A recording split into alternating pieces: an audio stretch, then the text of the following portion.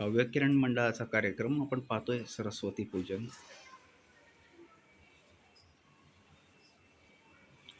आज टिटवाळा येथे खास कार्यक्रम आहे.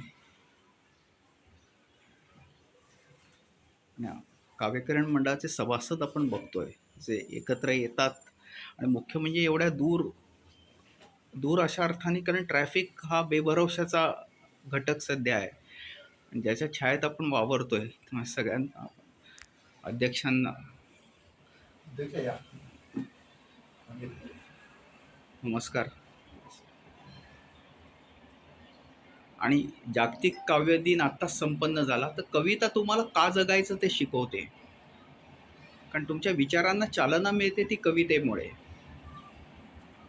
आपल्या आयुष्यातल्या वेगवेगळ्या गोष्टींचं टिपण करत असते ती कविता.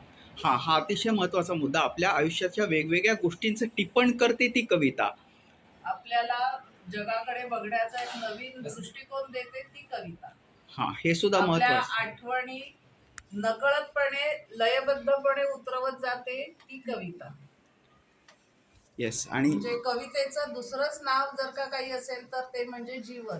आपल्या जीवनातला प्रत्येक क्षण म्हणजेच कविता असतो. फक्त आपल्याला तो दृष्टिकोन तसा लाभला पाहिजे आणि तो थोडंसं कदाचित आत्मप्रौढी होईल, पण ती दृष्टी फक्त कविजनांकडे असते की जीवनातल्या प्रत्येक क्षणाकडे कविता म्हणून बघण्याची दृष्टी फक्त लोकांकडेच असते किंवा कविजनच त्या दृष्टिकोनातून बघतात आणि म्हणून मग त्यांच्याकडे थोडंसं वेगळ्या नजरेने बघितलं जातं. ही आत्मप्रौढी नाही किंवा आत्मस्तुतीही नाही, हे वास्तव आहे. येस. आणि हाच मुद्दा मी उचलून धरतो की सकारात्मकतेने जगायला शिकवते ती कविता. मॅडम धन्यवाद.